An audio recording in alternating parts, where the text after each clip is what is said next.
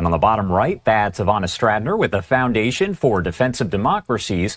As always, joining us here to talk a little bit more about what to expect. Ivana, good morning. Thank you for being here. Good morning. Thank you very much for inviting me. Of course. And just yesterday, there was that attack that took place. We're talking hours and hours, an attack by Russia on Kyiv and other areas of Ukraine. And we saw extensive damage. Zelenskyy said maybe about 500 drones and dozens of missiles. So was Putin trying to send maybe a message here as Zelenskyy is going to meet face to face with President Trump? Josh, you're absolutely right.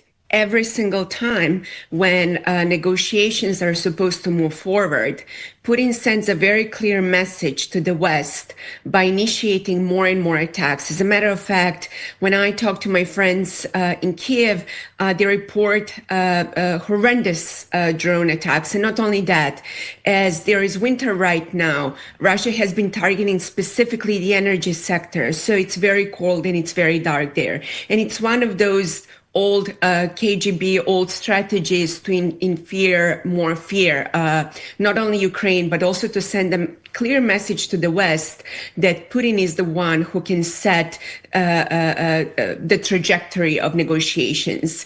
And that's exactly all we really need to know about Putin's willingness to negotiate in good faith. One thing that's interesting is, and I mentioned this here, we do have President Trump meeting with President Zelenskyy there at Mar-a-Lago, where he's been there essentially for the Christmas holiday. Rather than waiting until Trump returns to Washington, Zelenskyy flying there to Florida. Does that say anything about the nature of the importance of this, that he's not waiting until Trump is back in Washington? Yes, indeed. President Zelenskyy has been willing to negotiate. And in addition, to that really bad 28-point peace plan, there is a new one, 20-point peace plan. And President Zelenskyy wants to also show that he's the one who is willing to negotiate.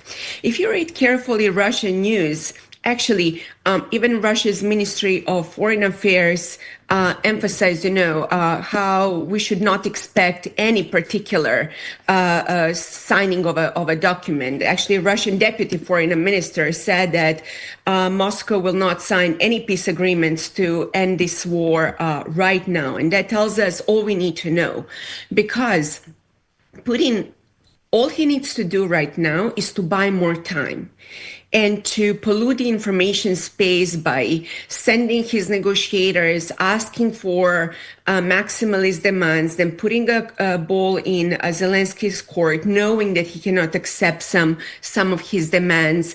Why? Because we have to zoom out. Putin's ultimate goal is not only to subjugate Ukraine, but to move on and to also threaten the Baltic states, et cetera, et cetera. And Josh, I understand that a lot of people in the West may laugh about that, thinking, well, Putin cannot take like a Kyiv in 3 days. How is he going to attack the Baltic states?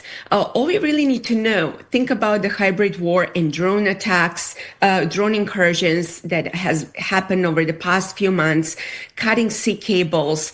Putin has numerous opportunities to buy more time and to play this long game by trying to show also that the West is not going to respond, that NATO is a paper tiger. So moving back to what might happen, today during negotiations, number one important thing is to go through this 20 peace planning to make sure that Zelenskyy is not pushed for additional territory secession, to secede territory, because that's something that that Russia wants by putting all those incredibly difficult demands on Zelenskyy. The second thing is, make no mistake, Putin is not so much worried about Western security guarantees, and a lot of people in the West love to talk about those security guarantees, whether they are feasible, whether they are not.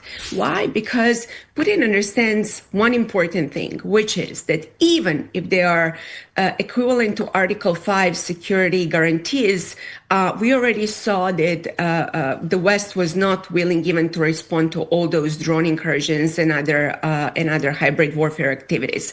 So that's not something that he's worried about.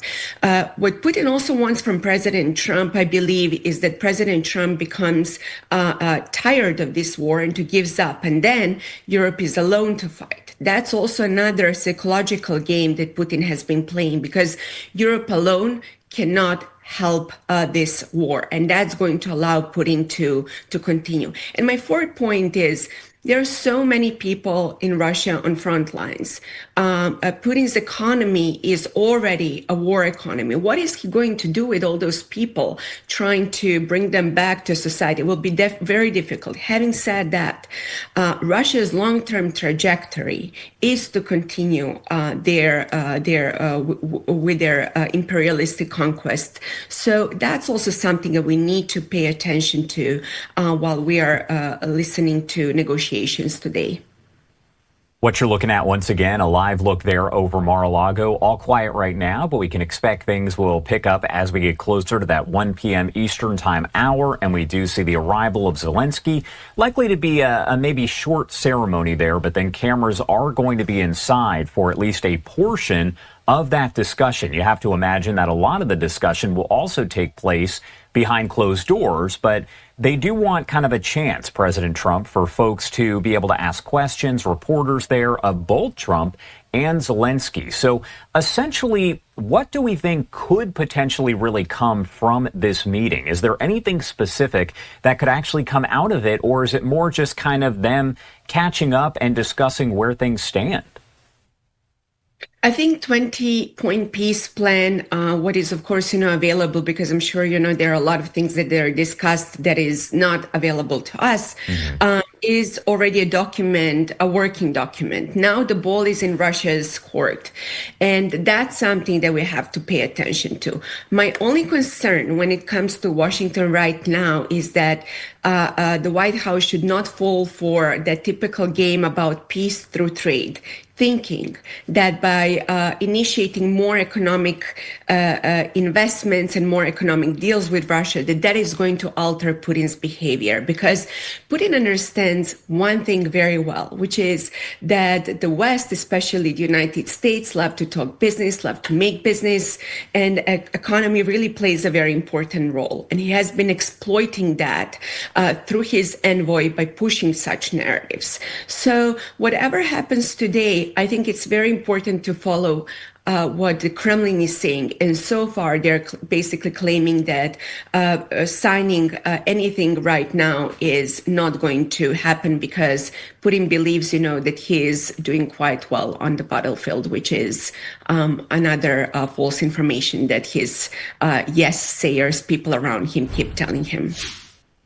And my next question here, all relating to Putin, what are the benefits for Putin to continue this war and not just sign some kind of peace plan and come up with essentially a way to stop this as we are getting very close to that 4-year mark?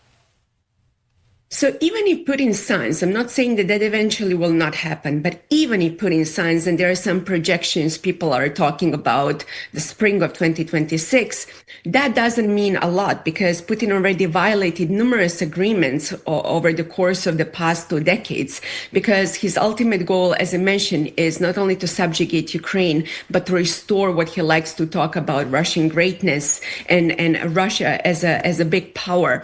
And here is the thing. Yes, Russian economy is really not doing well. His military is also not a superpower. So why is he doing, quite well? Because perception matters, and the West has been quite weak when it comes to Russia, and Putin knows what are the limits. Whether someone from Paris or Berlin is willing to go and fight a war against Russia just to save one of the Baltic states. So that's something that Putin has been thinking. The second thing is, people in the West love to always think about Russia through their lenses, policymakers in particular. And you're absolutely right to ask that question. Why would ever Putin continue this war? Because by signing a peace agreement, right, there can be a flourishing economy. Russia can focus on developments. That's actually not, unfortunately, how Russia and China and Iran and similar leaders over there think. They truly want to restore restore their power. They want to build a new coalition of what at FDD my colleague calls it the axis of aggressors, and to continue. So Putin believes that he has no incentive to stop. And finally, let's not forget that Putin also stated that one of the greatest tragedy of the 20th century was the collapse of the Soviet Union. So he would love to restore the similar Russian imperialistic moment. So that's something that his ultimate goal is. And once again, it's not that Putin is winning because he has marvelous tanks and jets. Putin can only win if we allow him to win, which is through our weakness. And that's why the only language that Putin understands is the language of power. All right. Ivana, thank you so much, as always, for taking the time to be here with us. Anything you want to add, anything we missed here before I let you go? Obviously, we can only touch on so much, and there is a lot to this. But what do you want to make sure we mention before you go? Yeah, there is really a lot. And I'm sure after this afternoon, there will be even more to talk about. But one thing that I always love to emphasize on your show, to understand the Kremlin, we have to understand how Putin thinks, what motivates him, what makes him tick, how he processes information, because his decision-making process might seem very illogical to many people in the West. But that's something that has been going on in the Kremlin for decades, for centuries. And that's precisely why we have to abandon our Western way of thinking when we are trying to understand Russia. All right. Ivana Stradner there at the Foundation for Defense of Democracy. Is a good friend of the show here. Thank you so much for taking the time to join us, as always. We definitely appreciate it.